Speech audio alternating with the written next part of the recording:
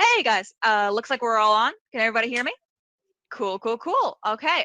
For anyone who hasn't worked with me before, I'm Iris, the person you've been emailing with back and forth these past 2 weeks. Really glad to get this going. We have some other actors playing smaller roles in the show, like all those weird walk-on roles that Shakespeare. They're actually going to be joining a summer camp for teens type of deal. But before we get any of the youngins involved, I just want to get a couple of rehearsals in as just as grown-ups, so no one felt like fully censored the entire rehearsal process. Yeah, fuck that. There it is. Okay. So, yeah, thank you all for joining me so early in the morning. Let's get this started. All right. I figured we could all go around first and say who we are and who we're playing. Anyone want to go first? Yes, me. Hello, everyone. I'm Ophelia. Sorry, I thought I was playing. That's her Ophelia. name. That's her name. Yes, my name is Ophelia. And I've been in love with Hamlet ever since I could read. It's so tragic. And truly the most beautiful work that Shakespeare has ever written. My parents actually named me after the character in Hamlet because when I was born, they had another name picked out for me. But when I came out, I was so beautiful. And reminded them of the John Everett Millais painting, that they decided right then to name me Ophelia. It's been my dream to play her my entire life. I was literally born for the role. And you're playing? Laertes.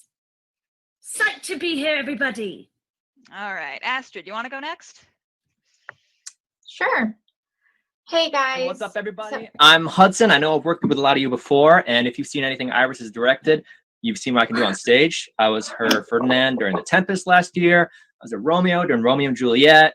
Basically, everyone here has worked with you before, HUD. They know. Yeah, sorry, everyone. I'm just used to talking to my resume. Must be all the auditions I'm doing from home recently. And you're playing? Oh, Hamlet? Great. Yes, everybody. Name and role in this current production, everyone. Sorry if that was confusing. Astrid. Yeah. Hey everybody. As Cyrus has said more than once, I'm Astrid. I'm playing Ophelia. I don't really see how this show is going to work out. I mean, I've seen other productions try to do Shakespeare on a lag, and I'm not a fan. But I mean, I'm excited, to try this out, and I hope that it's not a total failure. You and me both, pal. All right, who's next? Hello, I'm Wyatt. This actually isn't my first production of Hamlet. I've actually played Hamlet a dozen or so times. I'm Claudius this time around, which is a bit out of my age range, if I do say so myself, but always up for a challenge. So, yeah. Guess I should go next then. Hi, everyone. I'm Ava, and I'll be your Gertrude on this exciting ride. I love the energy of this cast right now, and I'm feeling such great vibes from everyone. I hope you're into email threads because I love them. I love them. And I really want to get... Hey, everyone. Thank you. I'm Cliff. I normally work behind the scenes with Iris doing set work stuff or box office, but this time around, I'm going to be Polonius. Acting's not really my thing, but Iris was having a hard time finding people who wanted to do this, so I figured just throw my hat in the ring. And thank you for that, Cliff. Really appreciate it. Let's get the new face in. Daphne, why don't you go next? Sure. Yeah, hi, guys. I'm Daphne. I've seen a lot of you before. Daphne. And I've acted with a few other companies. Hi, Daph. I'm gonna be playing the role. Daph. Yeah, no. Hi, am I muted? No, loud and clear. I didn't know you two already knew each other. That's cool. Oh, yeah, we've been buddies since like kindergarten. Just excited to take on Horatio, everyone. You're my Horatio. That's awesome. Yeah, it sure is. I didn't even know you were auditioning for this. Ditto. Gonna break that weird vibe and hand it over to Gigi. Hey guys, I'm Gigi. That's Fallon. Fallon and I were originally going to do a production of Midsummer Night's Dream this year, but things had to get postponed. Oh, we hate postponing. Luckily, Iris had some room for us here, so we can still play with some bard text. We're going to be Rosencrantz and Guildenstern. And others, maybe. Great. I think that's everyone. Okay, so before we jump into a light read through, does anyone have any questions? Yeah. About this project? Oh, no. I have one. How word perfect should we be? I mean, this is a first read through, so I feel like as much as that would entail. And if we have lines memorized? Oh, you've got your lines memorized? Sure. And others? Right. Well, if you want to try it off book, go right ahead. But again, this is a first time read through. So we don't need to go full throttle here. It's just first time read through with me reading the smaller parts. Not a big deal. Shouldn't we divvy up the smaller parts amongst ourselves? Why? I just feel like if I were directing, I'd want to be able to watch my actors the entire time. Well, that's not really necessary right now. Again, this is just a first read through. I won't even be handing out any real notes this time around since we're reading it through as a cast for the first time. You don't need more on your plate. Hey, but if we're open to other parts, I figure I could probably play some- No one is reading other parts. Please just read the parts you're supposed to read. I can do that. The ones for the role you were cast in for this production.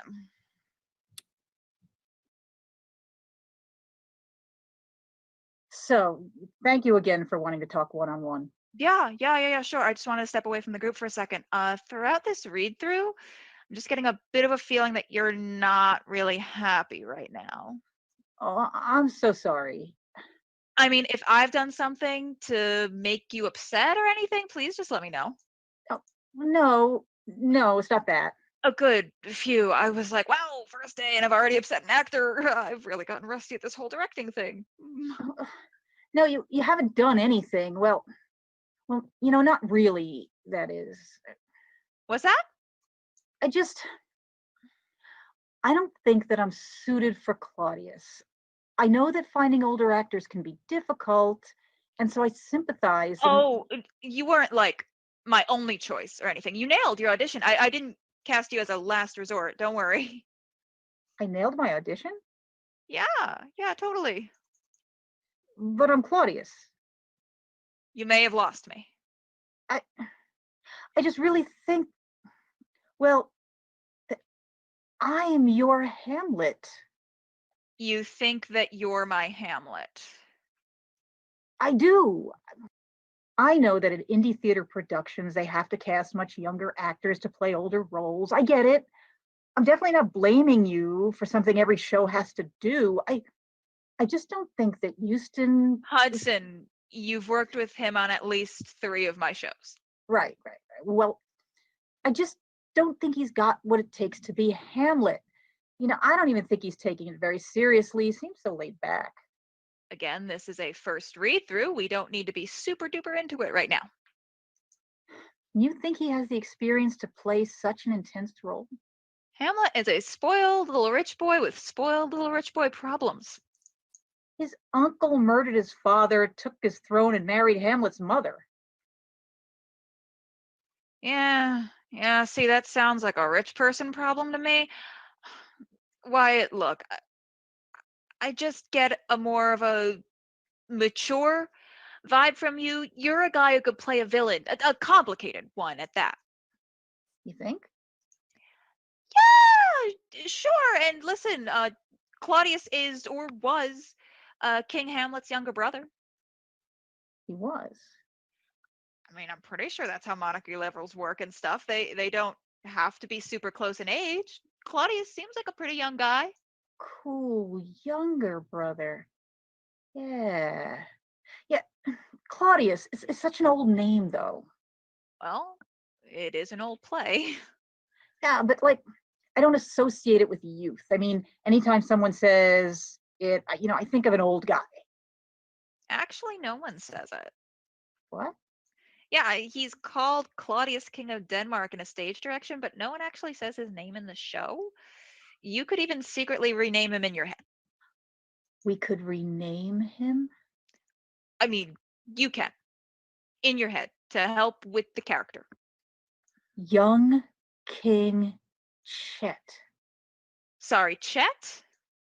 killed his frail elderly brother.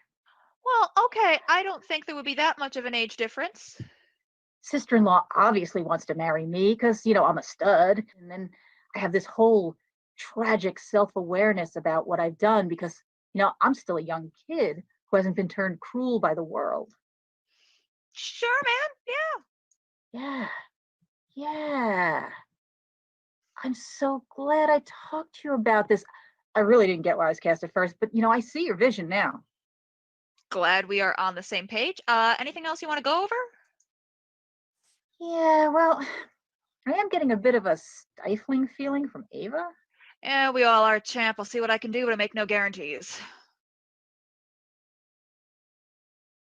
All right. Sorry for stepping away for a little bit, everybody. I didn't mention this earlier, but if you ever need to run lines with someone else or like something at any point, I've set up a separate room in the call here, so you can just step off and do that. Okay. Wyatt, are you good? Yeah. I think I am. Okay. You want to take it back to anywhere? Well, okay.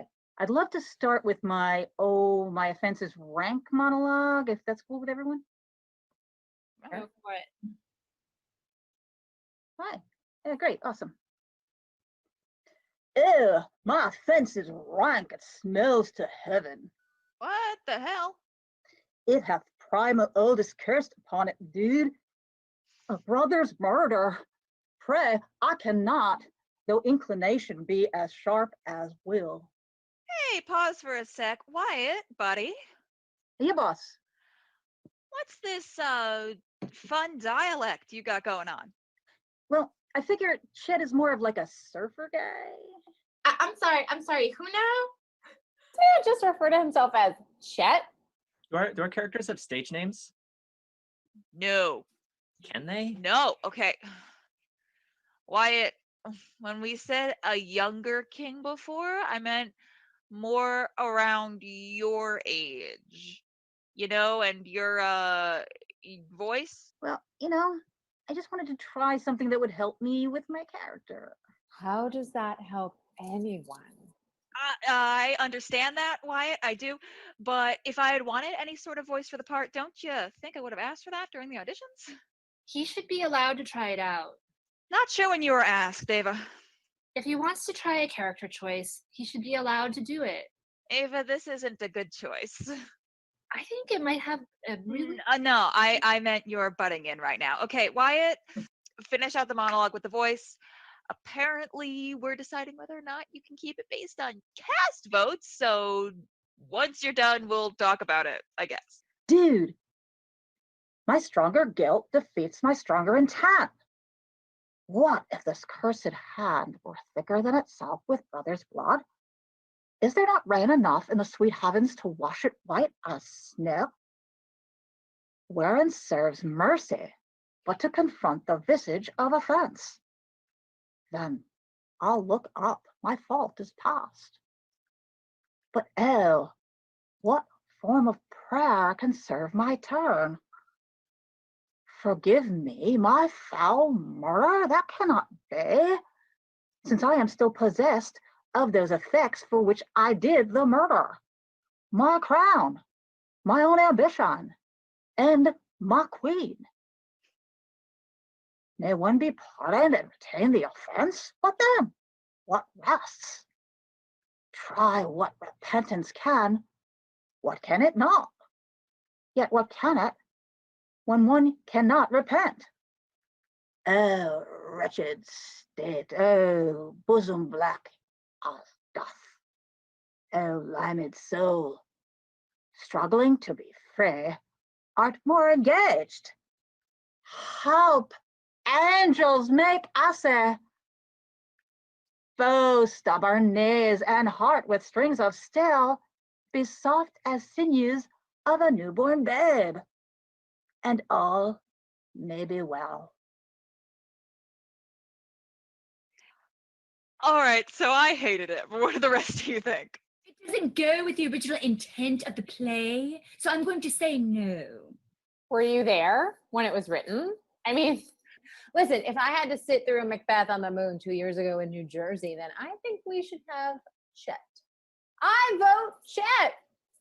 I feel like it truly may be part of his process. So yeah, let's go with it for now. I'm not into it. I genuinely don't care either way, but I think voting Shed gets me out of this conversation sooner, so. Chet for president. It's not the worst thing I've seen. And Fallon doesn't need to vote because Team Chet is already the winner. But for the record, it was a no. But it doesn't matter. Hooray! Okay, fine. For this week only. We'll see how much you like it once the teens join us and start ripping you a new one. Let's actually go back a little more. Astrid, would you mind if we jump back a little further? You had to step out a minute for a call. I didn't step out. No, but you took a call and I muted you. I just want to see the scene between Ophelia and Laertes. I offered to read your lines for you while you were indisposed. Yeah, with me reading for Laertes. I just want to see it, okay? It doesn't have to be fancy. Ophelia, if you could start with your entrance and my necessities are embarked, and we'll go from there. My necessaries are embarked. Farewell. And, sister, as the winds give benefit and convoy is assistant, do not sleep, but let me hear from you. Do you doubt that?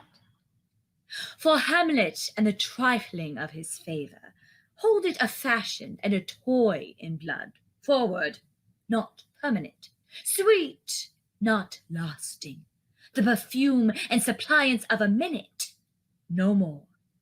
No more but so? Hey guys? Sorry, do I have an echo? No, you do not. Oh, I'm so sorry. I just saw my name on the page and I thought I should read that too. You did not. Hey, if you really want to roll, you could play both and just have the costumes split right down the middle. That wouldn't be terrible, actually. Okay, first of all, yes, it would. And secondly, why are you surrendering your role? I really think we should hear Ava out on this Victor-Victoria thing. Literally nothing is being put to another vote. I didn't even want that the first time. Ah, but it's totally awesome, dude. Listen, Astrid, can you jump to Ophelia's I shall see the effect? I shall the effect of this good lesson keep as watchman to my heart. But Good, my my brother, do not, do not, as as some ungracious pastors do, show me the steep and thorny way to heaven, whilst like a puff and reckless libertine himself, and the reckless primrose libertine path of the lion's himself, treads, and the recks not his own primrose reed. path of Dalian's treads, and recks not his own reed.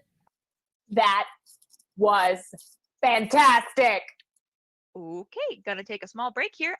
Astrid, do you want to join me over in the side room?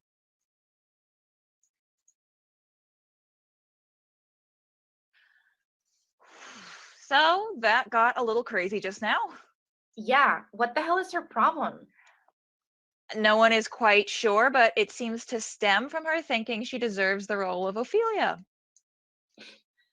Just because she looked enough like that dead lady in a river painting by Sir John, what is it? What's his nuts? It doesn't mean she's earned anything. I know. We've all been going a little stir crazy, and I know that she hasn't done a lot while we've been in lockdown. She may be feeling a little extra need to, I don't know, prove herself, maybe, or something. Well, could she be less fucking annoying about it? Unfortunately, no, not at the moment. I'm about to drown myself, for real. Oh, I am, in a different way. You too? Girl, yes, I cannot deal with these people sober. Well, cheers to that. Woo! People suck. Cheers. Yeah. So how you feeling about the rest of the cast? Bad. I'm okay. I mean, they're not terrible. I don't know. Wyatt's doing some Pretty weird shit. Yeah, that whole thing's on me. I may have led to a weird character choice. Day one, though, we've got time to fix it. What about Ava? Right? I mean, what's her deal? I truly have no idea. She's always like this, and I don't know why. Yeah, like if you want to direct something, go direct something. Oh my God. It's literally never been easier to create your own work right now. Just Yeah, and if it sucks, then just say it's because of quarantine. exactly. Yes. That's why I'm doing stupid fucking Hamlet this way. You don't like Hamlet? I hate it. I hate this whole fucking show. What? It's not that bad. I mean, it's got its redeeming qualities. A dude dies from the old poison through the ear method. Yeah. There's a poison-tipped sword, as if swords weren't already stabby and deadly. Okay, ears, swords, everything gets poisoned. It's like, oh, bro, you get a poison. You get a poison. At the end, a dude who was just like literally just passing through to bring the news of previous deaths arrives the minute the stage is littered with bodies and is like, okay, guess I'm king then. Let's have a funeral, boys. Okay, it's such really terrible piece of theater. Yeah. How anyone can still take it seriously, he's baffling to me. So why are you doing it? Why are we doing this? So if and when it crashes and burns, I won't have the memory of it attached to a play that I like. Cheers. For real though? I know, you're not like thrilled with the idea of doing Shakespeare through the internet. Have I made it that obvious? I think you even said something about it during introductions, yeah. I'm sorry. I didn't mean to be that bratty about it. It's not bratty, it is painfully true. I'm actually a little worried about how optimistic the rest of the cast is. Yeah. Back to the rest of the cast. About Ophelia. I'll talk to her. I have an alternative actually. I've been thinking, and I know it's day one, but I'm just not seeing a good fit when it comes to certain things. And while I absolutely get what you were going for, I really just get the feeling that Oh, I'm please your don't quit. Wait, Wait, what? what? You think I want to quit? I thought that more than I thought what you said. Well, I just feel like you and I get this show. I mean, we get how ridiculous it is. That's true. And I'm not sure that, Hayden actually. Hudson, you dated for 2 years in college. You know what his name is. Right. But like, I just don't think he's going to see the melodrama in it. But you know that I do. Right. So you really want Ophelia to win? What? If we came back to the rest of the group like this with Hudson out and you in the role, who do you think is going to get the part? And no matter how many times you tell her how it went down, do you think she's going to believe it? No, she's just clearly proved that she was a better Ophelia. And that's all she's going to talk about forever. So, and you two still have to play lovers then. Do you want that for yourself, truly?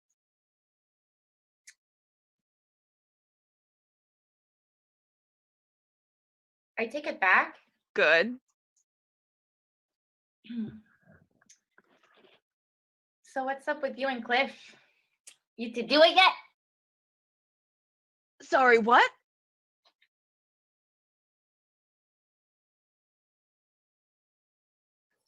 Okay. We're going to try one more time. Gigi is Rosencrantz. Fallon is Guildenstern. Hudson, you're Hamlet. Got it? Sorry, it was just really confusing with the two of them. I mixed them up. It still doesn't explain how you forgot who you were, but okay, just pick it up from the same spot. The king, sir, and his retirement marvels distempered. With drink, sir? No, my lord, rather with choler. Wisdom should show itself more richer to signify this to the doctor, for me to put him in his purgation would perhaps plunge him into far more choler. Good, my lord. Put your discourse into some frame, and start not so widely from my affair. I am tame, sir. Pronounce. The queen, your mother, in most great affliction of spirit, hath sent me to you. If it shall please you to make me a wholesome answer, I will do your mother's commandment. If not, your pardon and my return shall be the end of my business. Sir, I cannot make you a wholesome answer. My wit's diseased. But, sir, such answers as I can make, you shall command, or rather, as you say, my mother. Therefore no more, but to the matter. My mother, you say? And thus she says, your behavior hath struck her into amazement and admiration. A wonderful son that can astonish a mother. But is there no sequel at the heels of this mother's admiration? In part. She desires to speak with you in her closet ere you go to bed. You shall obey. Were she 10 times our mother. Have you any further trade with us? Good, my lord. What is your cause of distemper? You do surely bar the door upon your own liberty if you deny your griefs to your friend.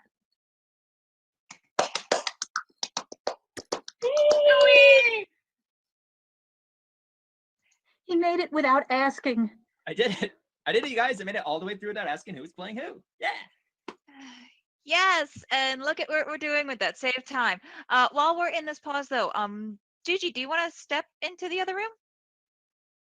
Whatever you have to say to me, you can say in front of everyone. Okay, that's fair. It just sort of seems like you're not really connecting with the language at all, which is strange because I've seen a lot of your previous shows. Is there some kind of roadblock you're facing with this role? What are you saying?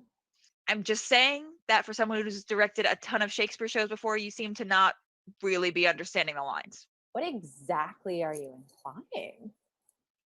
That you're stinking up the place. Kind of sucked. No, I'm not saying that. I'm just That seems to be what everyone else is thinking, though. I mean, why would you put me on the spot like this in front of everyone? Yeah, that was unfair, Iris. If you were gonna tell her how much she was sucking, you should have done it privately. I tried. Okay, you know what? That's not worth it. Gigi, I'm sorry if I made you feel like a lesser actor. I don't think you're untalented at all. I do, though. Don't make me use your real name. Real name? Oh, okay, yeah, all right. Hudson Rockford is my stage name, named after Rock Hudson, the superstar who's very handsome. I am also a very handsome superstar. And you've been going by a stage name since you were 11. I stick by it because I could have been discovered at any point. So, But you weren't. And now we're all in this shit show together. I feel like we may have gone a bit off the rails here. Gigi, again, I apologize for making you feel like I was attacking you. Do you want to take a break? I mean, after your super harsh tone, I just feel like you've given me a ton of anxiety. So yeah, I'm definitely going to need a break. Everyone else want a break? Yep. Yes. Okay. You can leave the chat or you can stay here. Totally fine. Let's just take 5, everyone.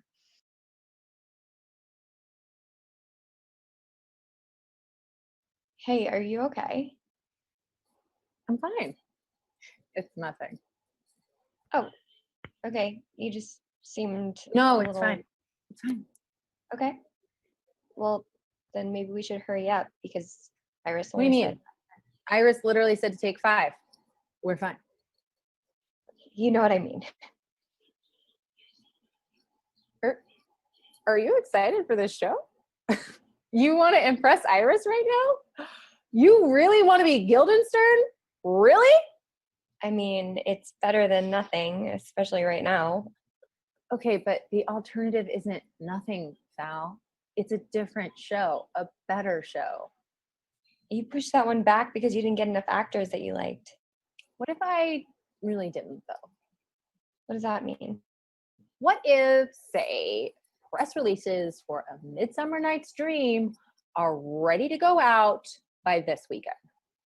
So you still think we can do the show? I thought enough people did an audition. Enough good people, at least. And no, they didn't. I told you to be patient with those self-tapes. Oh, I'm so excited.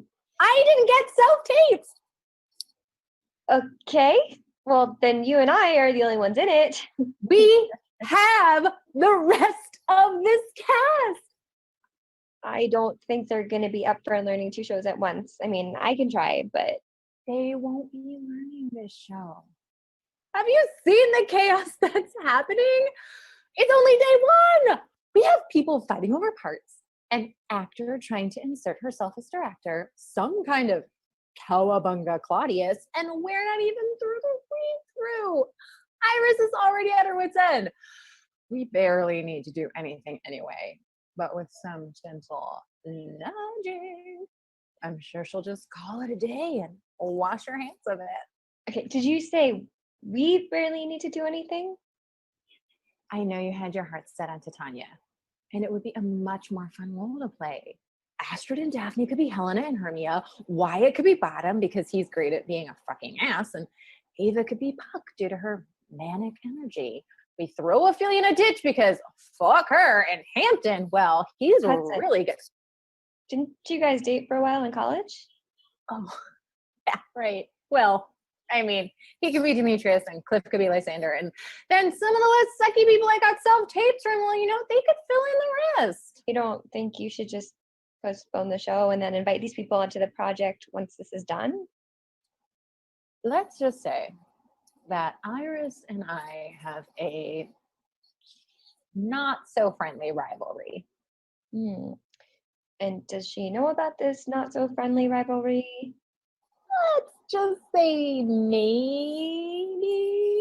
Right. So you're saying that your perceived rivalry with an enemy who doesn't know that she's an enemy means you need to destroy her show so you can do your own instead?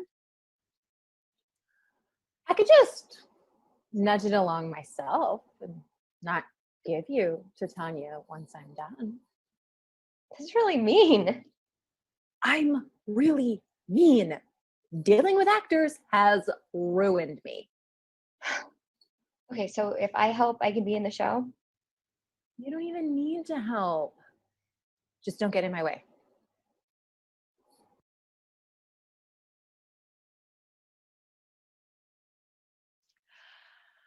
Okay, how was everyone's break?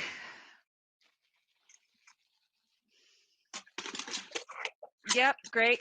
That's me too, right here with you. All right, since we're jumping around a lot, Daphne, I know you wanted to record the end part for an audition actually or something. Do you want to do that now before we officially get back in? That way you won't be stopping and starting around your take. Sure. Great, cool. Okay, everybody hang tight. We're about to get weepy. Hud, can you go all the way to your death with I'm Dead Horatio? And Cliff, could you please read for Osric? I am dead, Horatio. Wretched queen, adieu. You look that pale and tremble at the chance. There are but mutes or audience to this act. Had I but time. As this fell Sergeant Death is strict with his arrest. Oh, I could tell you. But let it be. Horatio, I'm dead. Thou livest. Report me in my cause aright to the unsatisfied. Never believe it. I am more an antique Roman than a Dane. Here's yet some liquor left. As thou art a man, give me the cup. Let go, by heaven, I'll have it. O good Horatio, what a wounded name. Things standing thus unknown shall live behind me. Thou didst ever hold me in my heart, absent thee from felicity a while, and in this harsh world draw thy breath in pain to tell my story. Oh, fucking Osric says something. I don't know. Oh, I die, Horatio. The potent poison o'ercrows my spirit. I cannot live to hear the news from England, but I do prophesy the election lights on Fortinbras. He has my dying voice, so tell him for the occurrence, more or less, which have solicited. The rest is silence.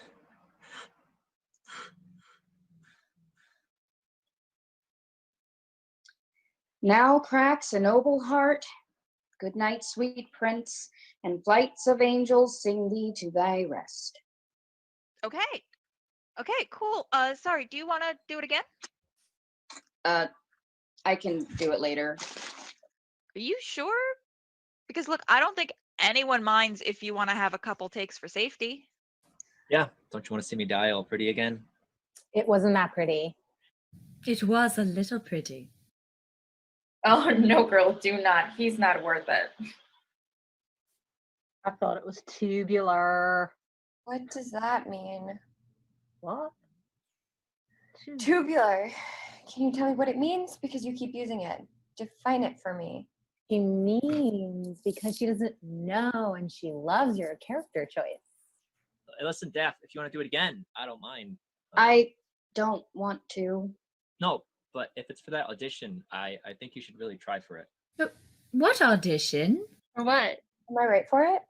A casting notice for another Hamlet came out today, and they're only looking for a few roles, but they're really looking for a ratio that can cry on cue. Ooh, yeah, footage from you already being in a production of Hamlet doing exactly that would kind of help your chances. Ooh. Can we all take turns after she's done? Nope, absolutely not.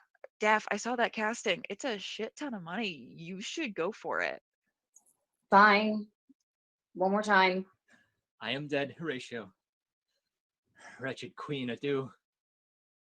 You that look pale and tremble at this chance, that are but mutes or audience to this act, had I but time, as the spell sergeant Death is strict in his arrest. Oh, I could tell you, but let it be, Horatio, I am dead. Thou livest. Report me and my cause aright to the unsatisfied. Never believe it. I am more an antique Roman than a Dane. Here's yet some liquor left. As thou art a man, give me the cup. Let go, by heaven, I'll have it. Oh, good Horatio, what a wounded name. Think standing thus unknown shall live behind me. If thou hast ever hold me in my heart, absent be from felicity a while, and in this harsh world draw thy breath in pain, to tell my story. Oh, fuck. Fucking Osiric again. Oh, I die, Horatio. The potent poison quite o'ercrows my spirit. I cannot live to hear the news from England, but I do prophesy the election lights on Fortinbras. He has my dying voice. So tell him, for the occurrence, more or less, which I've solicited, the rest is silence.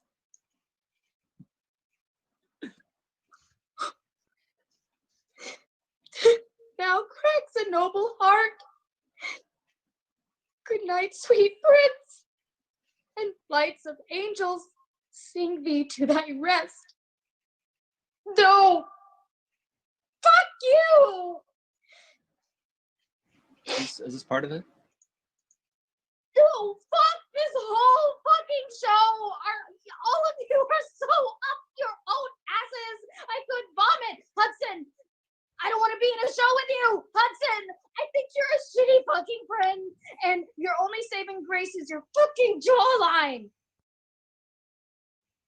A breakdown always means a breakthrough. Shut up, you dumb little shit. You are a pretentious fucking brat. Like, why the hell should I listen to you condescend to me and act like you're so much smarter and better than everyone else on this show? Yeah. Newsflash. Moron. We are all in the same show together. We all suck the same amount. Cheers. I don't believe you really think that. I don't believe you really think anything at all, except for your own name bouncing around and your empty fucking skull like a 90s screensaver, you absolute fuck nugget. Fuck nugget. Don't think you can laugh at anything I am saying. All right, all you've been fucking doing is acting like this show is a colossal failure before it even starts, and it's almost more shitty than all these fucking tryhards over here. Daphne, listen. We get it. There's a lot of pressure riding on big auditions like this. And honestly, up until you said fuck you to Hudson, you really had a solid take. If you cut out my part, at least. I know today has been really weird, but doing shows this way is a new territory for everyone. It's hard as hell, and none of us like it, but we're trying. And we're so sorry if we did anything to piss you off. Yeah. Right, guys? No, really, That's I'm right. sorry. We didn't really mean to tick you off. I think that may have been real sweet, Cliff, but I could barely concentrate over the fuck me eyes you've been throwing Iris this whole time. And that's lunch, everybody. Okay, meet back in 15.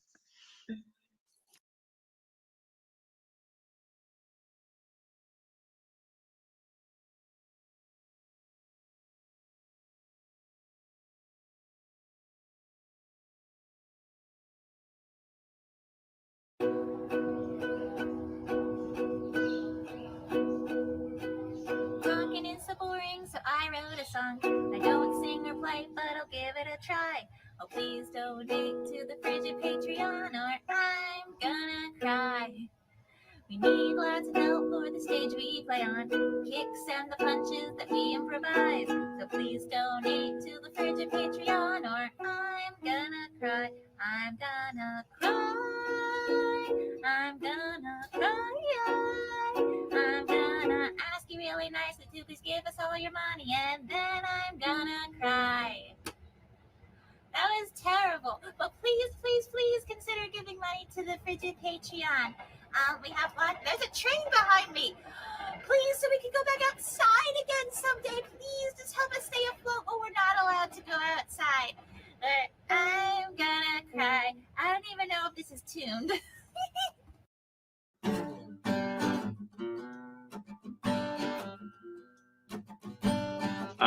Actually, Alan, some of these look like they're from tomorrow's rehearsal. Here. No, thanks. Get out of here, you crazy kid. Oh, hey. Let's get out of my move, for heaven's sakes. And I was thinking we could try doing something a little subversive with our Hamlet. Give me some of that ham. She's always leaving me out of things. What should I do? Another easy one. Spur thine dull revenge. ¿Para qué querías verme, madre? Hamlet, has ofendido gravemente a tu padre. Madre, has ofendido gravemente a mi padre.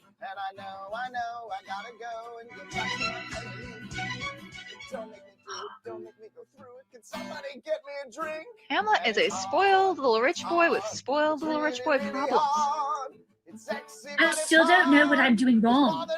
You were brought on to play the role of Gertrude, and not once did I say, imply, or ask that I needed you to direct the show. That is actually, in fact, my job, you know.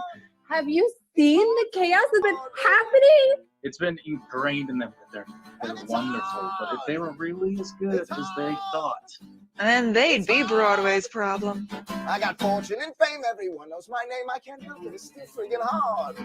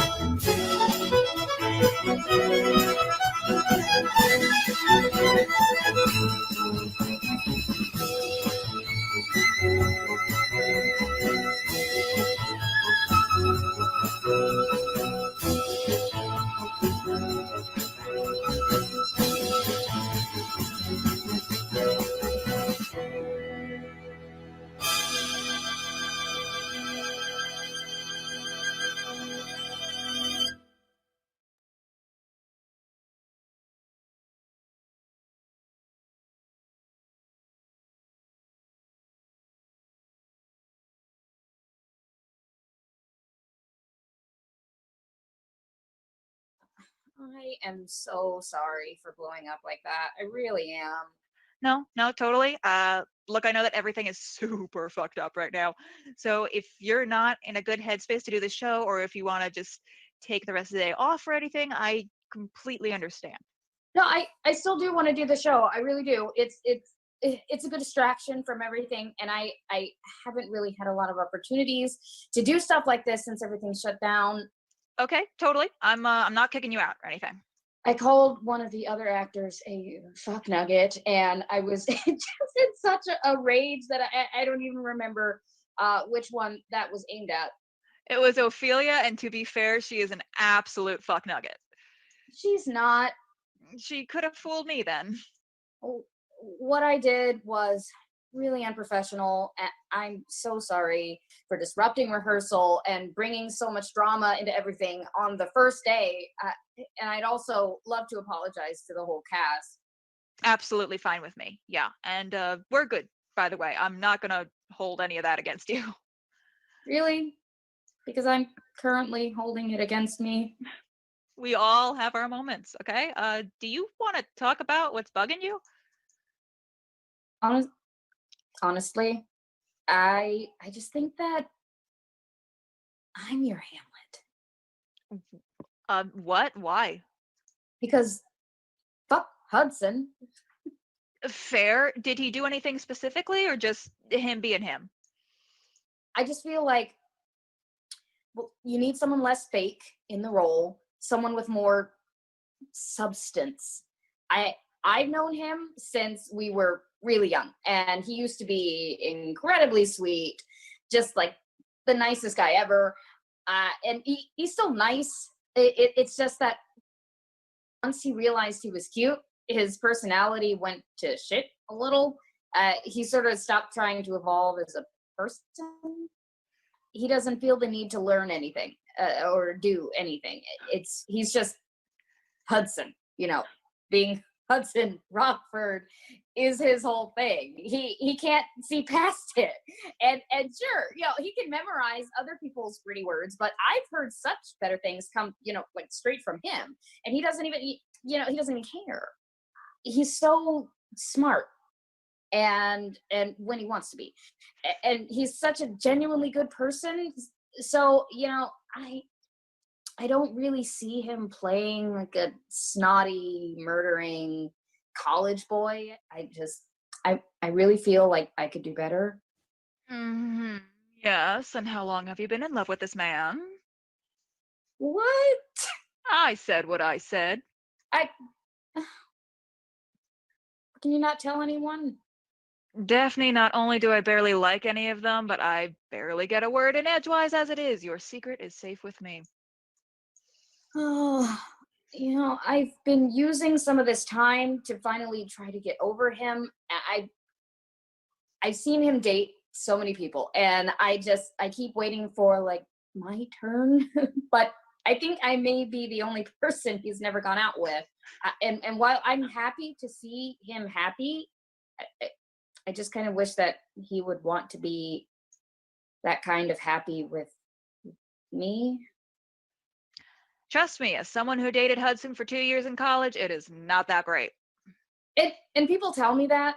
Yeah, I get it. He's just a dude. And I may have built up some expectations, like, probably put him on a pedestal. I'm fully aware of this. So I haven't been talking to him much, and obviously not seeing him. And for some reason, I didn't think he would be in this show. He's always told me that he hates Hamlet. He does. Then why is he in the show? Don't know if you've noticed, but he is a wee bit vain. Have you ever been stuck on someone? Yeah, we all have that person. The one we do anything for, but we're for some reason not good enough for. I would say time will help, but sometimes it just doesn't, especially if they don't know. Honestly, sometimes you need to be rejected by the object of your affections. That way you can stop wondering, stop fantasizing about what could be. You have the official answer, and while it'll hurt for a really long time, moving on will be so much easier. And keep in mind, if you put yourself out there, you may not even be rejected. He could just be as interested as you. Would he really have been interested in me this entire time and not asked me out? Looking back on his life, I'm not sure I've ever seen him ask someone out. I think other people always make the first move with him. He just kind of goes with the flow. Yeah, you are so right. I don't think he's ever asked out someone in his life. He's never needed to. 6th grade and onwards, everyone's just throwing themselves at him, at his feet. There you go. Make a movie. Either way, something will come out of it. It's better than waiting around. How'd you get so good at this?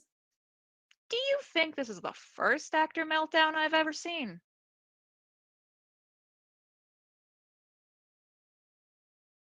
All right. Hope everyone's ready to rev back up again. And I just wanted to say that I'm really sorry, everyone. Oh, it's fine. I do that at Yeah, least it's fine, every day. totally. And well, I guess there's no time like the present. Hudson, That's me. I know that we can't really like, do anything right now, but would, oh my God, this is dumb. Yes, it is. Keep going. You're not dumb, Daff. You're like the smartest person I know.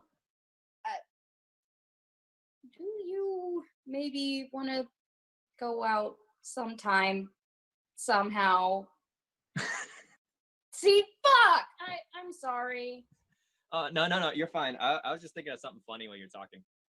What? Puppies with robot legs. Rocket legs. Robotic rocket legs. Anyway, yeah. Sure, we could totally like Netflix and socially distance. Yeah, for sure. Oh, wait, really? Yeah, girl, I've been waiting for you to ask me out for years. I just kind of thought you weren't into me after a while, so I stopped peacocking. Let's do this thing.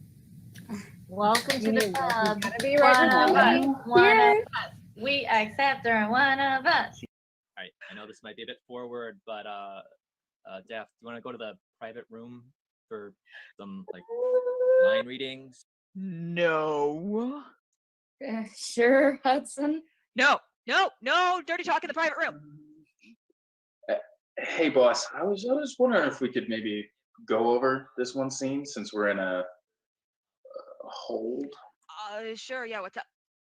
Well, my early scene with Ophelia, I really don't know how to play it. Box office boy doesn't know how to act. There's a surprise. Honestly, based on how you've been reading, I wouldn't talk. Sure, yes, sure, totally. Let's read through it. Let's start from what ist Ophelia? What ist Ophelia? Be hath said to you? So please you, something touching the Lord Hamlet. This next line, definitely notice that your daughter is being disrespectful. She's your less obedient child, and an inability to control her will make you look real shitty to your fancy pals. I disagree. See, here Ophelia is being stubborn, and you think that reflects poorly on you. So you're going to be more stern with her. Right. Mary, well, bethought, 'tis told me he hath a very oft of late given private time to you, and you yourself have your audience been most free and bounteous. If it be so, you do not understand yourself so clearly as it behoves, my daughter, and your honor. What is it between you? He hath, my lord, as of late made many tenders of his affection to me. Affection. Pooh! You speak like a green girl unsifted in such perilous circumstance. Do you believe his tenders, as you call them? I do not know, my lord, what I should think. Okay, so this next part, you're really pissed. She's running around with some douchey college kid, and you think he's tricking her into sex. So you don't really know how to talk to her at all about it because you're a fuddy-duddy old dude that doesn't really know what women are. Again, I'm going to have to disagree here. See, Polonius is from a different time, an older time, where women were really viewed as commodities. And so he doesn't truly speak to her like a person. He thinks that Hamlet has or is aiming to steal her virginity. So he's furious. Yes, exactly. Mary, I'll teach you. Think yourself a baby, that you have ta'en these tenders for true pay, which are not sterling. Tender yourself more dearly. Or, not to crack the wind of the poor phrase, running it thus, you'll tender me a fool. My lord, he had opportunity with love in honorable fashion. Aye, fashion you may call it. Go to, go to. And have given countenance to his speech, my lord, with almost all the holy vows of heaven. Really drive home how much you do not trust her boyfriend, or her for that matter. No, you really need to make a point stating exactly how much more wiser you are than her. Aye, springs to catch woodcocks. I do know when the blood burns how prodigal the soul lends the tongue vows. From this time be somewhat scanter of your maiden presence, for Lord Hamlet believed so much in him that he is younger and with a larger tether may he walk. Then may be given you. In few, Ophelia, do not believe his vows. This is for all. I would not, in plain terms, from this time forth, have you so slander any moment leisure as to give words or to talk with Lord Hamlet. Look to it. I charge you. Come your ways. Terrific job, Cliff. I knew you had it in you. That was so strong. Wow. Down, girl. Down. It was okay for someone who has no training or experience. I believe it's called natural talent. Well done, Cliff. See, my direction really helped. Okay, everyone, keep congratulating Cliff on a job well done. Ava, can I speak to you privately in the sex room?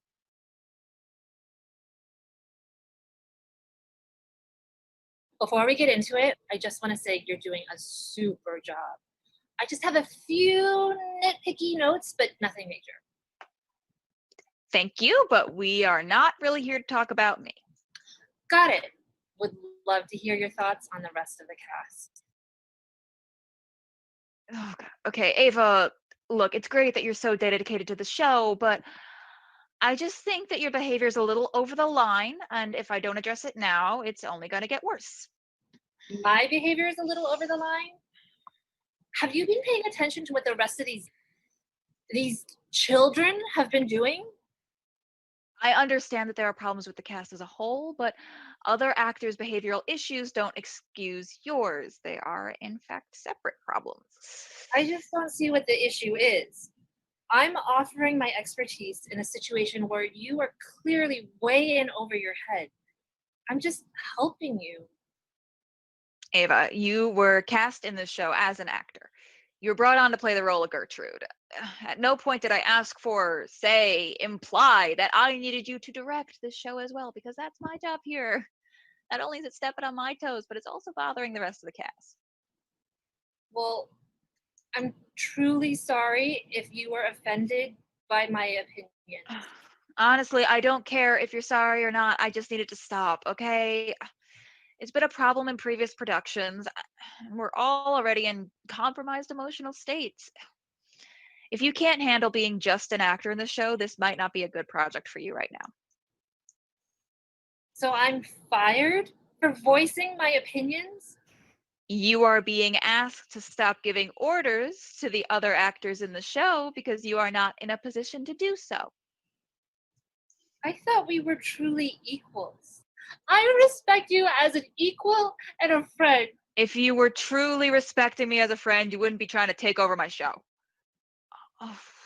Oh, okay. No, look, I'm sorry. I'm sorry if I made you feel bad. It's just you have been wreaking havoc on this rehearsal all day. Is there something else going on? I have so many ideas and no one listens to me. If you'd like to bring up suggestions, I'll talk it over with the rest of the cast, but I know I'm smart. I've won awards for directing. Well, won award a decade ago in high school. But still, I was the one they gave the award to for Best Director. I have clearly proven myself here, okay? I can do this. So why don't you? What do you mean? All day I've been No, I mean, why don't you direct your own show? If you want to direct so badly, you absolutely can. I mean, look at me over here creating work for myself all the time. And I can definitely help you get started, and you can come to me with any questions. Well, there is something I really want to talk to you about. Yeah. Sure, go for it. I've been doing a lot of thinking recently, And this conversation also kind of proves that I'm not where I'm supposed to be right now. So I really just need to apologize. I should have been more upfront about what I wanted. And in all honesty, I just wanted to say that I truly think that I'm your Hamlet. I'm sorry, what? I have too many ideas about what this show could be to just be Gertrude. I need a bigger role to really show people what I'm able to do. And I know that Harrison or... The Hudson, you dated him for 2 years in college. You know what his name is. Right. Well, he's a good follower, for sure. And he takes direction with such grace. And he's great in the role. But I just think the part needs a powerhouse. Someone who's not afraid to bulldoze the others to get what she really wants. Why can't that be Gertrude? What? Well, I mean, Billy Shakes left her involvement with her late husband's murder kind of unclear. She could be in on it with Claudius. Chet. No one is calling him Chet. Well, technically, no one calls him Claudius. But no one is ever going to call him Chet internally or otherwise. He calls himself Chet, and the rest of the cast voted. I regret letting all of you do that. Okay, just pretend the king is losing his mind over murdering his brother or something. And I'm the cool, calm mastermind behind it all. I have to put on a happy face in front of my son, but I know what I made Chet do. Oh, well, Claudius. No, I like Chet. Okay, maybe keep that a backstage thing then. Something that only the two of you do. To strengthen our bond? Sure. As a couple of accomplices. Whatever makes this conversation stop. I like it. Thanks, Iris. I'm really glad we had this talk. Me too. And hey, if you ever want to dip your toes back into directing again, just know you can always ask to assist on any of my shows. Oh, I'm not really interested in directing. I'm more focused on being an actor.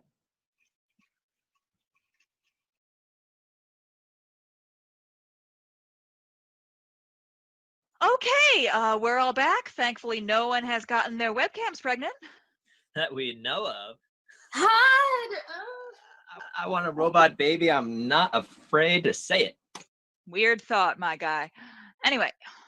I'd like to revisit the Gertrude and Chet scene where, if that's all right with everyone, where I'm scrubbing the blood off of my hands after Hamlet's gone stab happy.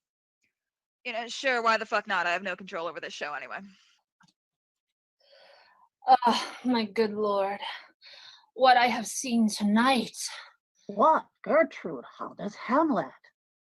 Mad as the sea and the wind, when both contend which is the mightier, and in his lawless fit, behind the arras, hearing something stir, whips out his rapier, cries, a rat, and in his brainish apprehension, kills the unseen old man.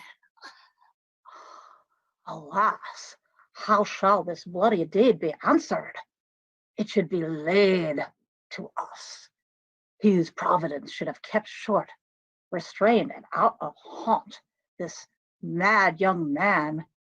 But so much was our love, we could not understand what was most fit, but like the owner of a foul disease, to keep it from divulging, let it feed even on the pith of life. Where is he gone? To draw apart the body he hath killed, or whom his very madness, like some ore among a mineral of metal's base, shows itself pure. He weeps for what he has done. Okay, I'm not really sure what's happening here. Ava, I'm not gonna lie, whatever you're trying isn't really working with me. I thought it worked. This show needs some sex appeal a lot. It does not. It's beautiful and tragic. I'm just not really sure what you're doing, Ava, is like really connected to what the scene is about. They used sex position on Game of Thrones all the time. Hey, we did not talk about that show here, okay? Hudson's still not over the final season. Where did the dragon go? Why did Arya do the face thing? We are wildly straying from the point here. Made Brienne fucking cry in the cold in a house coat. Fuck that show, man. Yup, fuck that show, man. This one too. Ava, could you just let me in on what you're seeing this scene as here? Yeah, well, after our conversation about my character, I just know that I'm a master manipulator. And even though I know that Chet is the king in the streets, I'm king in the sheets. Cool. But like, how does that relate to what your character is saying in this scene? No, I like it. It's like, babe, what's the matter? Everything, you sick little freak. How can I appease you, mistress? Go kill my fucking kid, butt wipe. Uh-huh. And honestly, if we were doing Macbeth on the Moon, I'd allow it because that would be fine. But you're not Lady M here. Villain doesn't always mean ultra kinky. Yeah, honestly, I feel like most real life villains are anti-kink. Mike Pence. Oh, come on. I don't think we should be so close-minded about this show. And if I'm being fully honest, if this were a more fleshed out idea, I think it could work. Oh, I can bring out more flesh for the part. Oh, I'm totally intrigued by this. I think we should do it. I'm Googling BDSM. I'll drop links in the chat. Great! Okay, great. You guys go do some research on Chet and Gertrude's sexual fantasies. And Cliff, could we just talk in the private room? Sure. What about? Box office. We're going to the sex room. No, we are going to talk about work stuff. Just you guys do your weird Googling. Have fun Googling each other. I Google myself every day. That's not what she meant.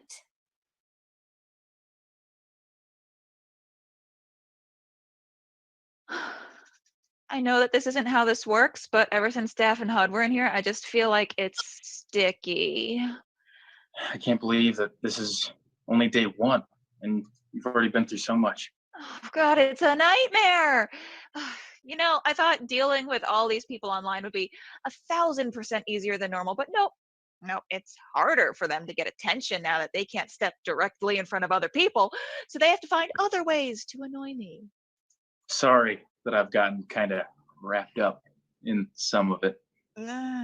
All of them, every single one has the propensity to become a cult leader. You are powerless against them.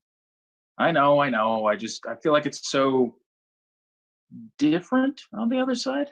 It is. You're a star now, kid. It's really strange. It's like genuinely terrifying, but also I love it. Like a roller coaster. Only somehow with more yelling.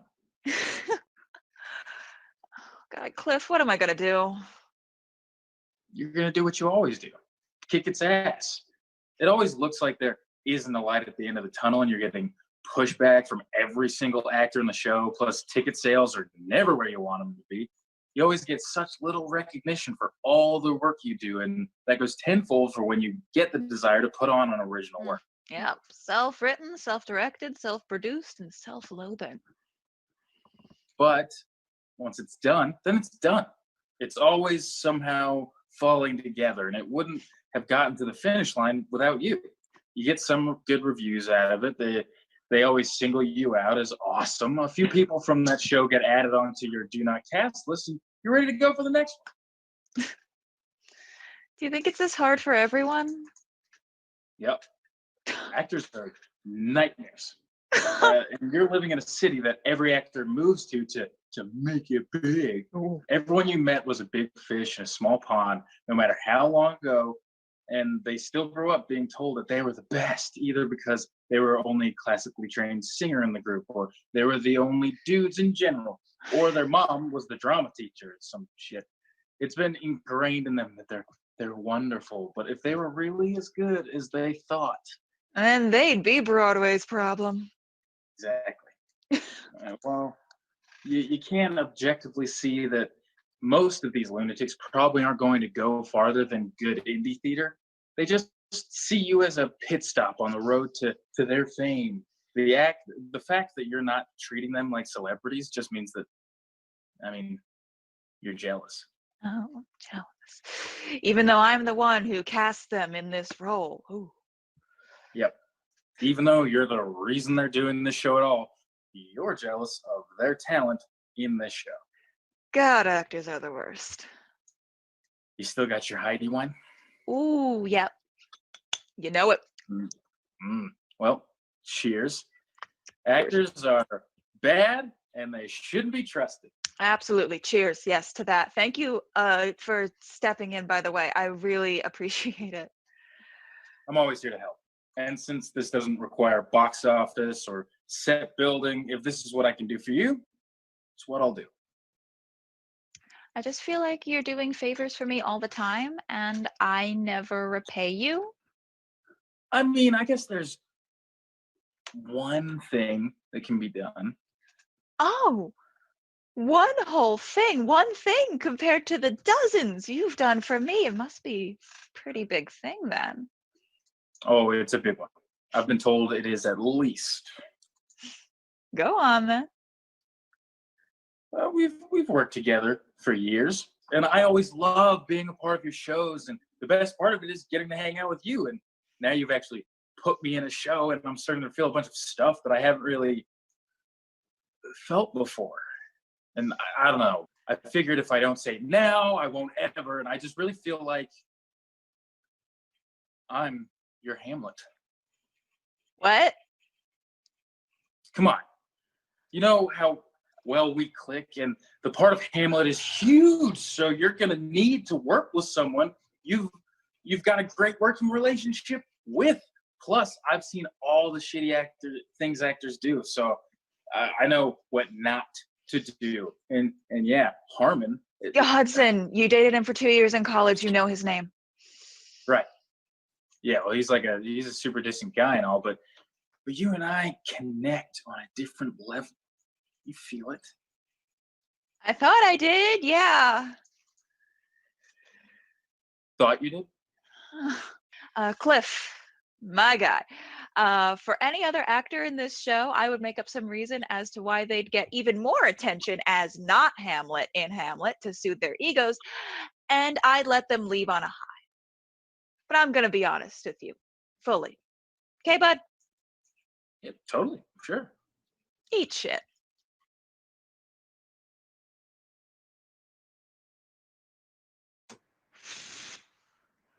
Okay, guys, look, We have an idea. An idea? Yeah, we were talking while you two were, talking. We were just talking. And we actually came up with an acting exercise. I'm nervous.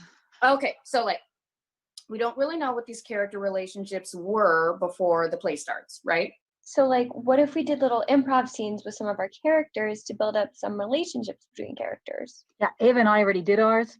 Got a little intense. I'm very glad I wasn't here for that. Okay, again, this rehearsal is just a first read through with the main cast. Obnoxious actor stuff like this usually comes later on. You'll really like it, trust me. Okay, so since it was my idea, I should show an example. I'll pick 2 random characters, like, I don't know, Hamlet and Ophelia. And since it's my example, I should be one of the actors, and I don't want to take Hudson's part away from him. I already hate this.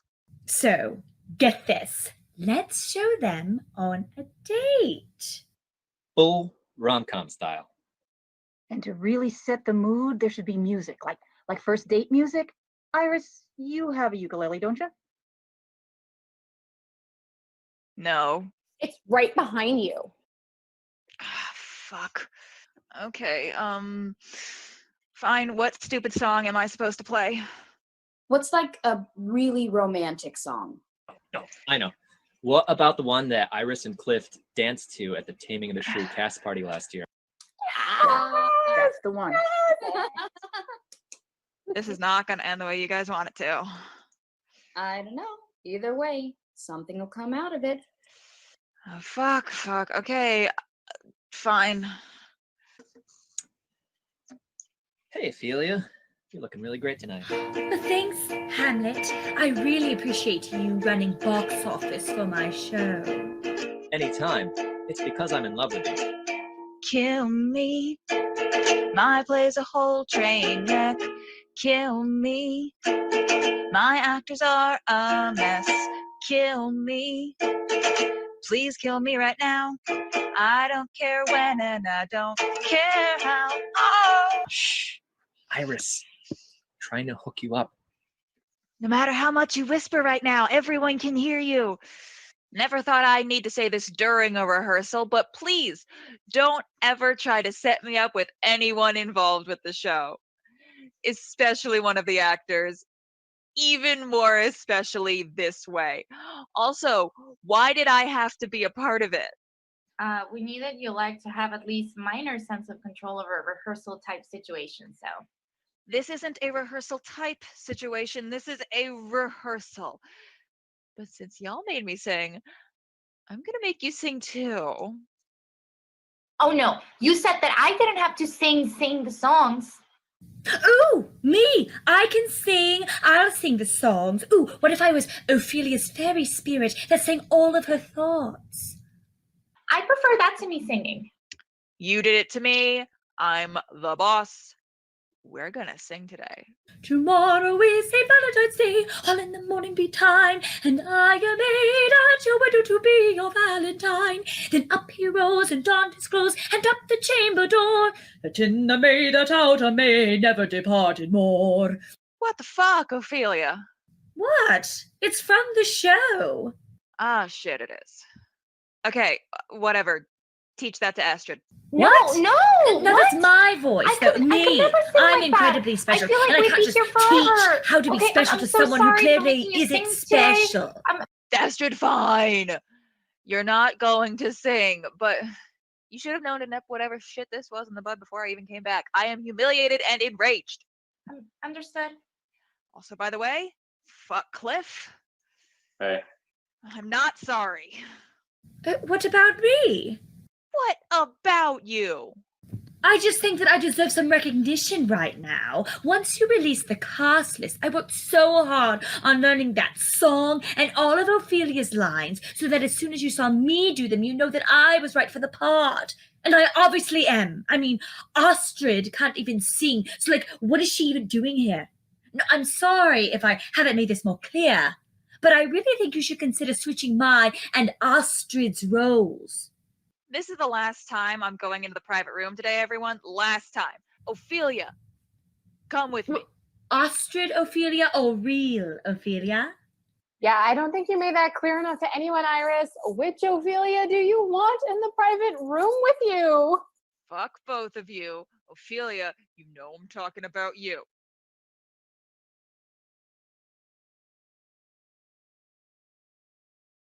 I still don't know what I'm doing wrong.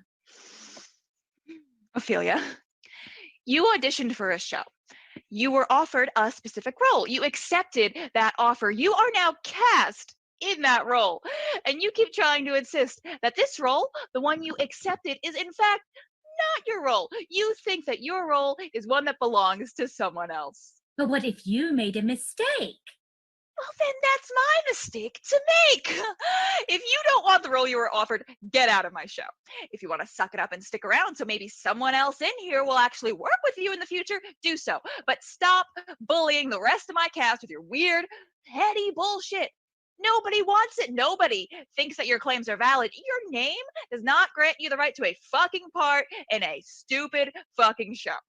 This is not a stupid fucking show. Oh, yes, it is. Hamlet is wonderful and relevant. Oh, no. Oh, honey, I don't mean Hamlet.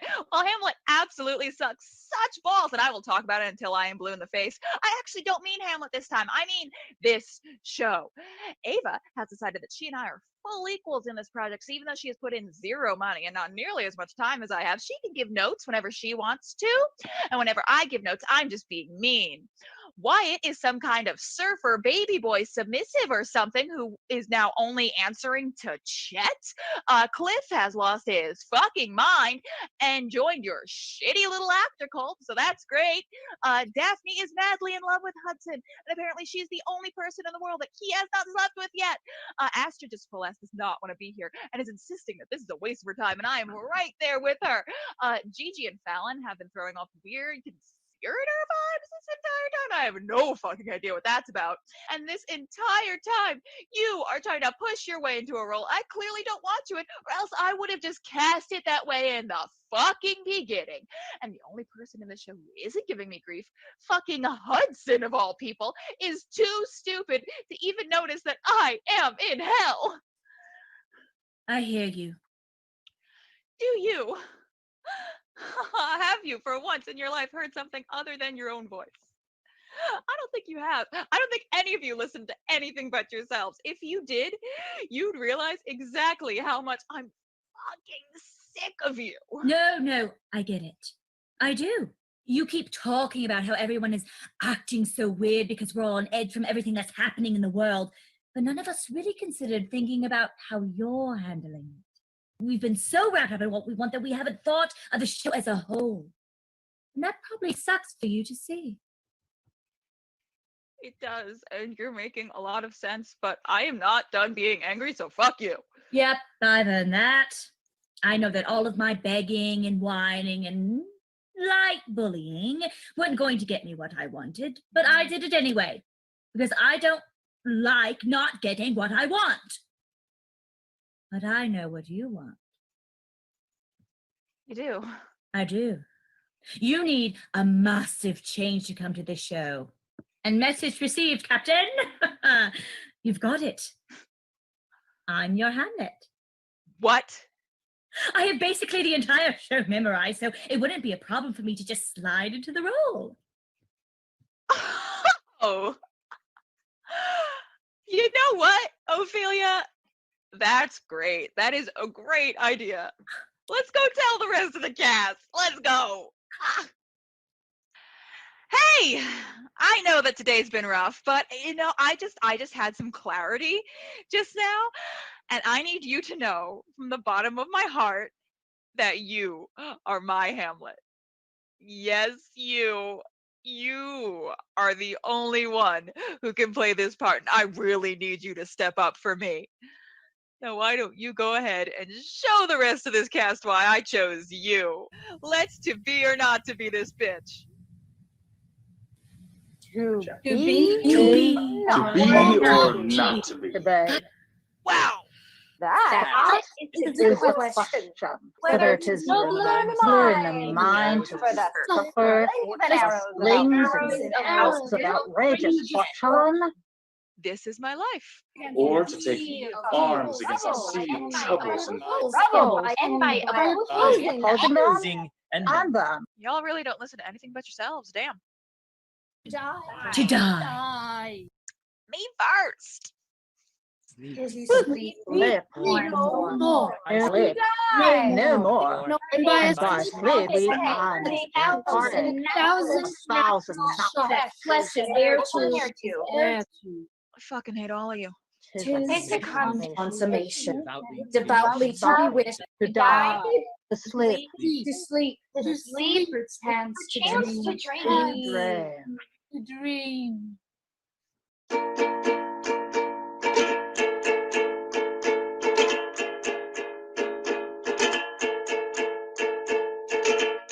Kill me. My actors are a mess. Kill me. This play's a whole train wreck. Kill me. Please kill me right now. I don't care when and I don't care how. Kill me. We haven't sold a ticket. Kill me. Before anyone sees this. Kill me. Stab me with a knife. Please end my life. Do it any way that you find easy. so kill me.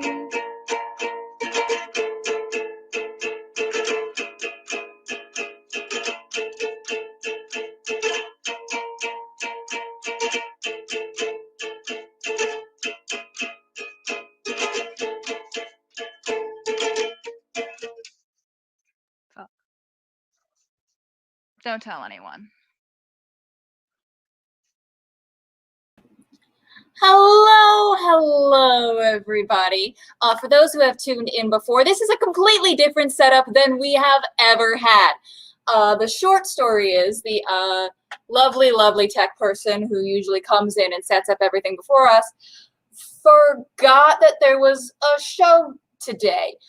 So while we were able to set up everything as well as we could, no audio input or output was able to be done at all, so we had to stream it a completely different way than we had before. That being said, I didn't have to stand under the hot stage lights, and I thought, you know what? It's literally 86 degrees in here, so I am going to sit next to the bar and have some water. A, the bar has been left off since last night, and B, there's no water left, so nobody judge me. But since we're in pandemic world, it is 3:30, and I am having an Original Sin Macintosh hard cider.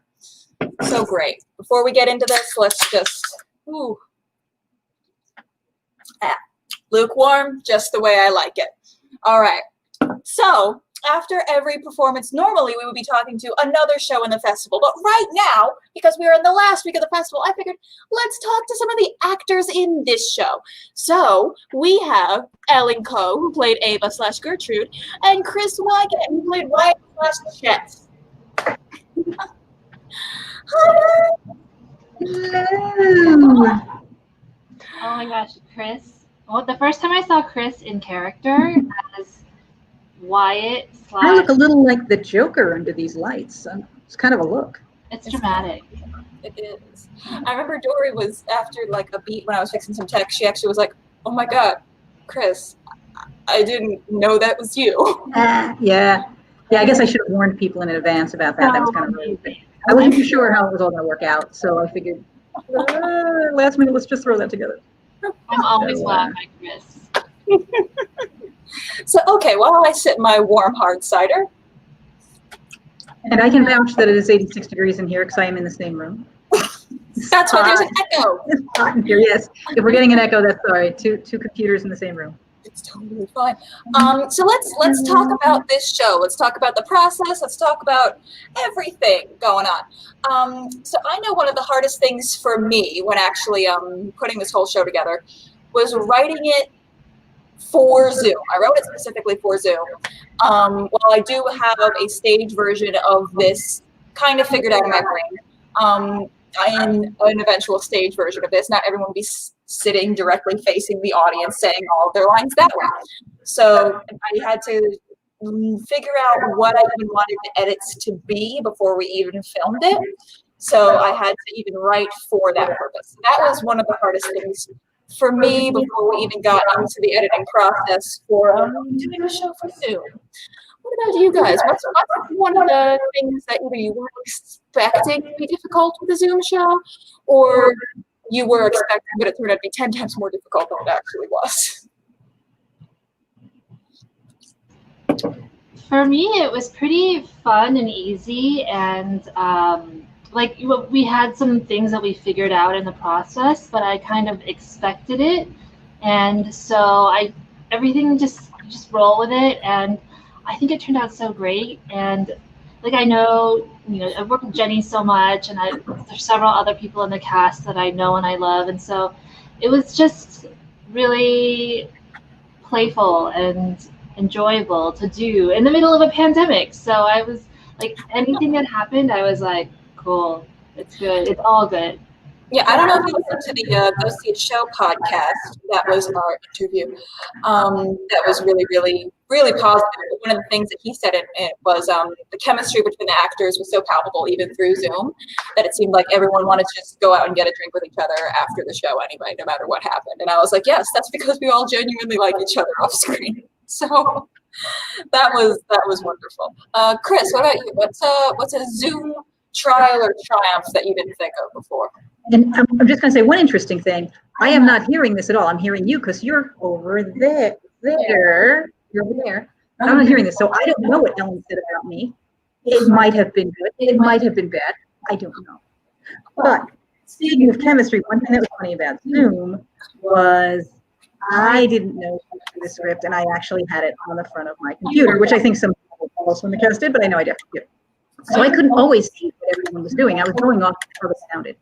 So I know when Ellen was doing her deal of being I was going all over the place. I didn't see what she was doing, and I was trying to react to it. And after the scene was over, you pointed out that she had done much more than I was aware that she was doing. I was like, how do you react appropriately? Because she was really laying it on, and it was kind of hard to tell by her voice. So with a Zoom thing, it's a little tricky if you're not seeing what everybody's doing because you're not on the stage, you're not in the same room. And, I was hoping that I was reacting correctly because I wasn't always seeing exactly what everybody was doing. That was interesting. So Chris, I also, just before we get into anything else, I did something weird to my screen. So everything is super blown up right now, and I can't see any of the buttons to make comments from questions from any of the viewers show up or any of the banners or anything. So Chris, if you could just handle that for the rest of this talkback, that'd be great. All right, we'll make an attempt because we're really good at tech, obviously. So we're good at tech. So Ellen, yeah, feel free. What were you going to say before I so rudely interrupted you? One thing I think worked out really well, and I'm not sure if it's just the magic of your post-production video editing or we were just that good, is that I thought we were really good at being on top of our cues and jumping in. There's a lot of interruptions, and it came across really smooth and really realistic the way people talk over each other on Zoom. Yeah. All of the group scenes were flawless that way, which was wonderful. Obviously the close-up shots I just got to edit to be whatever timing it was, but really there were close to zero actual audio problems in the editing process. So that was wonderful. Thank you all for doing your jobs as actors. I commend you so much. Zoom theater is very difficult. So what? This is a funny question because nobody knows what our lives are going to be. But what's something that either of you two have coming up, possibly? Other than the final performance of this show, which is on Saturday at 2 p.m. I have to think. Hold on. Well, one thing that neither of you know about is that I am writing a sequel to this show. I kind of knew about that, but I don't really know all of it. It is our best reviewed show so far. So I figured, you know what? People need more Zoom shows. It is literally called a Midsummer Night Stream. Because as some people may have noticed while watching this show, Gigi fully won in her plan to take down this show. So her production of A Midsummer Night's Dream is going to try to come off with the same cast, and it's not gonna go well. So there's that, which may be filmed eventually. I'm also going to try and force my job to let me do a solo show here for our storytelling festival in November. I don't know what anything is. This is my first meal of the day, so who knows?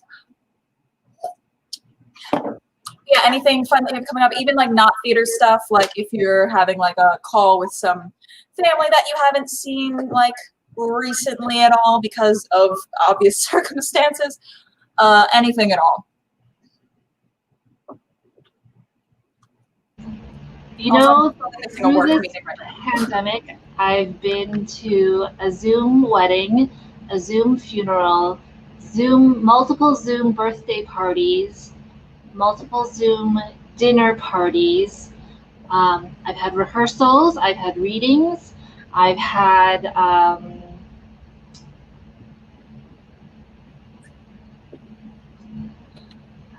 and it's not, I've done things I never thought I would do on Zoom.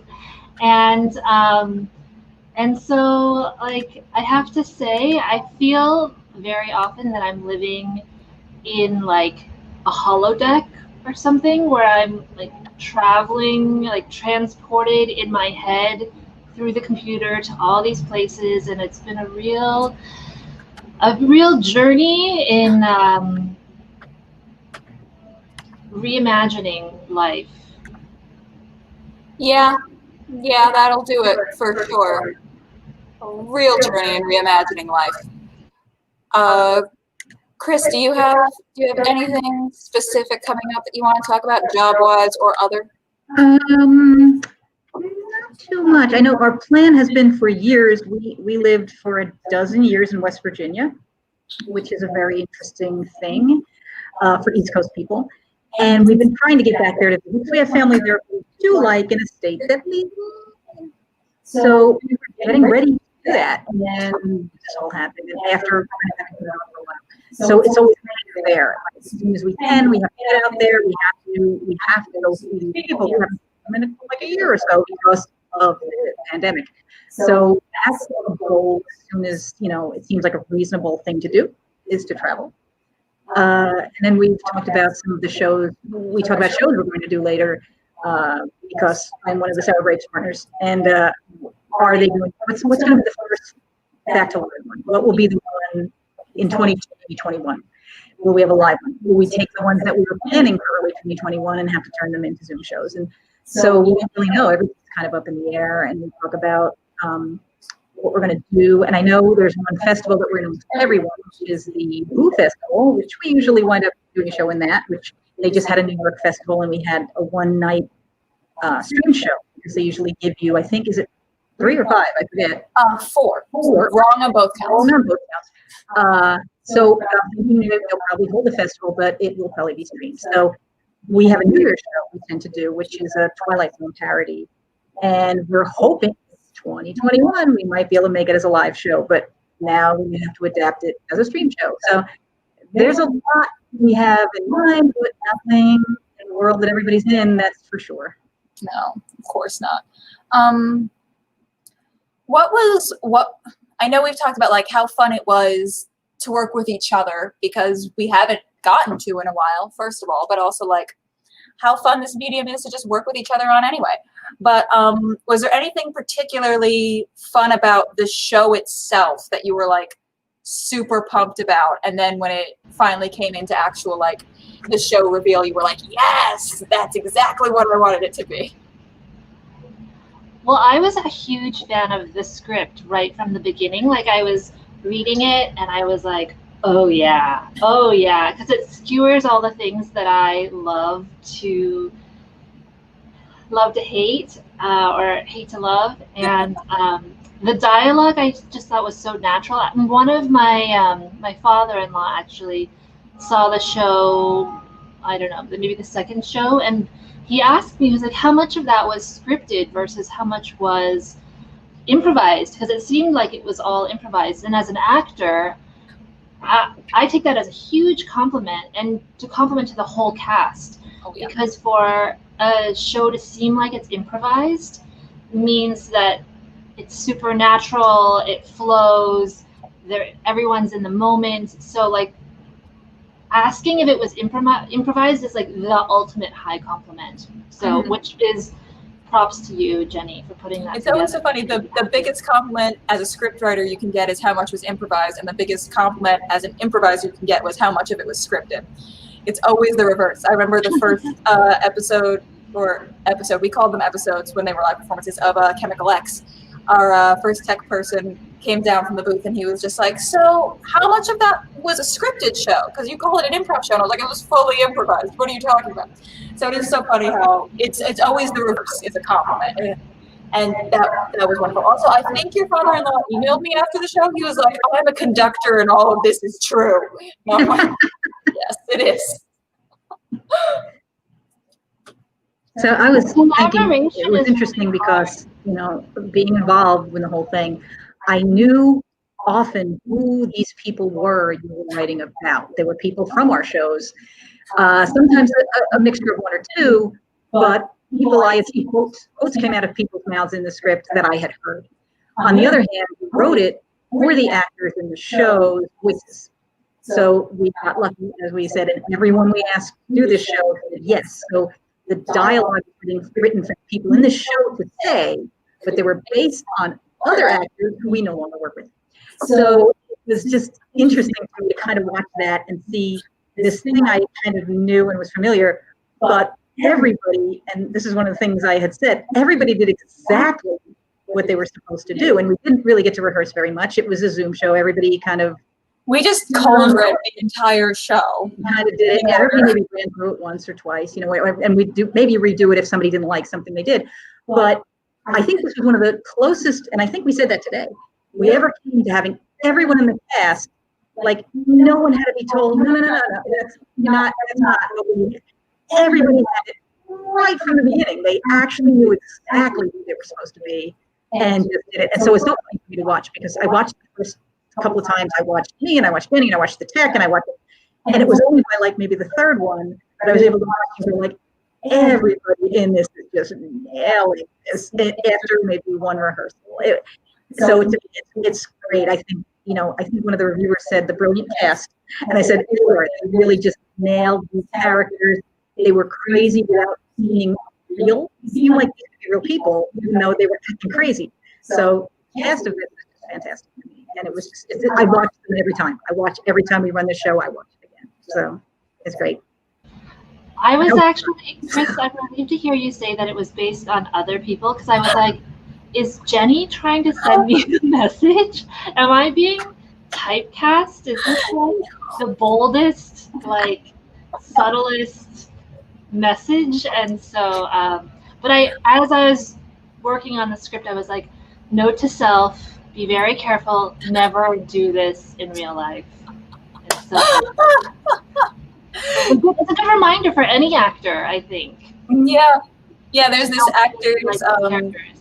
there's this actors group that I'm like a Facebook part of, and they always have like self-promo Wednesday, and it's always so weird for me to promote this show during it because I'm like, oh, it's all actors promoting their stuff, and I am an actor, but this show is also making fun of a lot of actor stereotypes, a lot of which I've witnessed firsthand. So like, I don't know how actors are going to feel about this show. If you've ever worked like backstage in a show, you understand this show right away. And if you've worked enough in the theater, you get to realize that like, yeah, these people exist.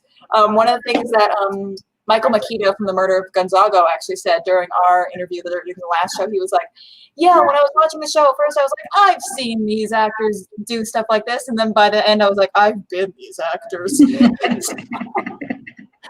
So, depending also how long you've been doing theater, even if you've been doing it since like middle school, of course, everyone is problematic in middle school. So we've all had our moments.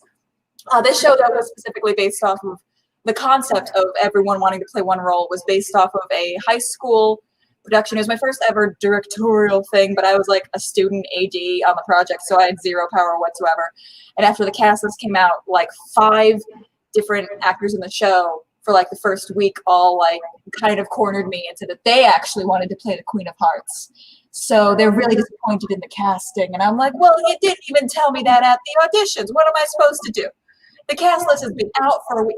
How am I supposed to help you? Also, I can't help you now because I am 17 years old. I have zero power in this production whatsoever. Help. So that was where the loose idea came from when I was writing this in 12 hours with extreme food poisoning and nothing else to do with my time. Yeah, and it's funny because I think someone commented once when they heard that story, it's like, not Alice in Wonderland? Everybody wanted to be the Queen of Hearts? It was strange too. Which was very fitting. They all wanted to be the angry, loud, domineering one. Yeah, that's true. And they were all cornering the 17-year-old student director demanding to get that part. It was very fitting, honestly. If I had typecast it, they all would have shared the role. Again, I love how much this play captures the difficulty of collaboration because, with like there's the show and then there's the business, and most people only know the show, and it's like if you knew, like if the audience knew that how these two people on stage really felt about each other or all the things that happened, they'd be horrified. Yeah.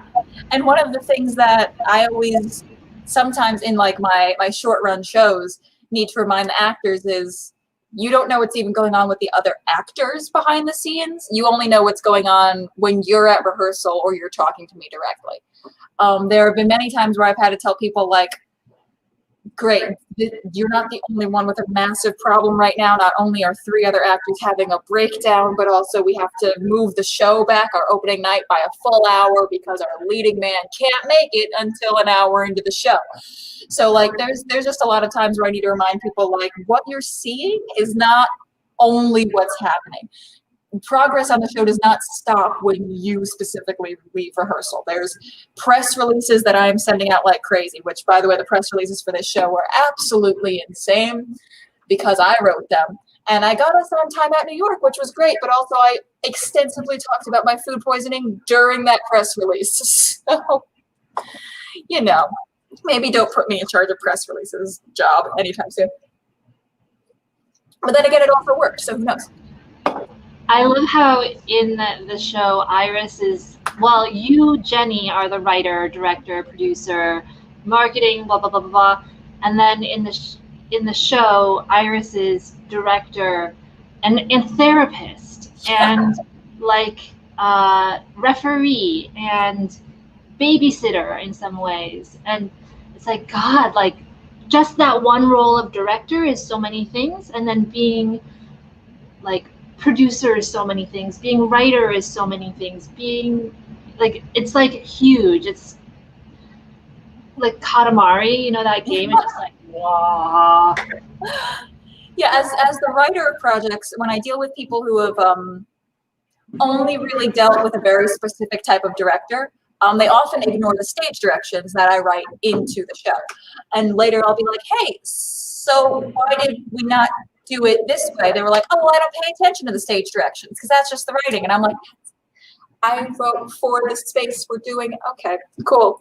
So that's always very fun in itself to like see who doesn't realize that I am taking on multiple roles in every show. And that is another thing that I also kind of wanted to feature in this piece, and that like, yeah, Iris didn't write Hamlet, obviously, but there's a lot of other things she needs to do aside from just being the director. Because it's never just being a director when you're with actors, especially community theater wise, and everywhere to like, if you're getting paid Broadway wages, there probably is some kind of HR person you can talk to, but up until then, I'm the HR person you need to talk to. Sorry, I'm sitting on a wooden shelf that is not supposed to be a bench right now, so I just scared myself. Are there any shows that either of you have seen recently that you really loved and that you saw something from it that you were like, ooh, this is a good idea for something in the future? Like some aspect of it, some little tweak here or there. Well, I want to give a shout out to Punchline Loading. I watched their sketch, their Hamlet themed sketch show that was part of this festival, and I thought it was really fun. And I thought, like, one thing I realized is like, oh, it's like the TV show Iron Chef. You're kind of given an ingredient, and you're just supposed to like run with that ingredient. And the ingredient for them was Hamlet. And so I thought, I was like, oh, people should do more themed things. Themes are so fun. Themes are very fun. I love a good themed show.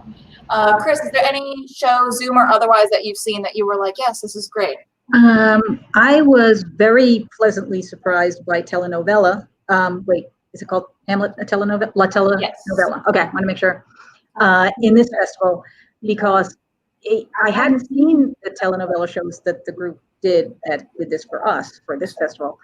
And it is all in Spanish with subtitles, but it is, you can follow it. Even without subtitles, you probably pretty much would have followed what was going on. The subtitles really help. And I've almost never seen anything like that show. It's just so funny. It's this big melodrama that all of a sudden you'll go into a commercial in the middle where everyone in the cast is all of a sudden selling soap at the same time and singing and dancing. And it has kind of that Bollywood vibe of a singing and dancing in the middle of a drama. And I love that one. I think they did a really great job with that one. The other, actually, there's another show in this festival, Murder Gonzago. We've talked about that. I can't say Gonzago right now. Where they do a little more of that. Yes, they're in separate boxes on Zoom, but they hand each other things and they punch each other and the other person reacts. And that was kind of an interesting concept. I haven't seen too many people doing that. And then there was another show. So we were talking about the New York Festival that had a short play that I saw you guys in, and managed to have 2 people in a room for once in Zoom because you had been together enough that it wasn't, I've seen, and in fact, I think there's, I remember the shows here. Some shows I've seen lately where they get to have maybe more than one person in a room because they've been together, or they live together, or roommates. So I've seen that. And the last thing this was not a show, we saw a photo of it online, which was somebody did a Zoom background that was kind of brilliant. They took a photo and cut it up so that as long as everybody stayed in the right place, they now had like a panorama background that all matched. And it was like, it was so done and how they did it, but it was, we were actually trying to figure out how they did it. And it was just such a good idea. So he said, maybe in the future we think of something like that. We try and get this kind of, take a panorama photograph, cut it up, and make sure the boxes stay the same. And now you have the right background. It was just an interesting concept. So those are something that people are trying to go a little bit a step further now on, I think, the Zoom shows. So, yeah. All right. Well, I think we've talked everyone's ear off as it is. Is there anything else anyone wants to throw out there before we end this meeting?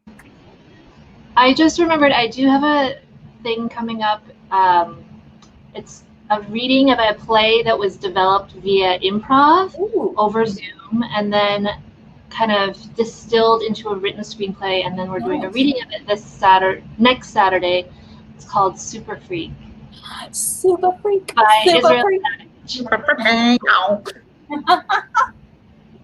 That's awesome. That's great. I'm looking forward to watching that. Chris, is there anything else you want to throw out before I make you hit end meeting? Because again, my screen is still messed up. No, I think this has been really fun. I usually keep doing these things, so thank you for forcing me, and I really enjoyed it. Thank you. Great, awesome. Well, thank you everyone for watching. Thank you so much. Thank you, Ellen and Chris, for being here. We got one more show. It is Saturday at 2 p.m. EST. Tune in if you can. If not, all of these links still work to show the entire broadcast after the show is done. So bye. Awesome. Thank you guys so much.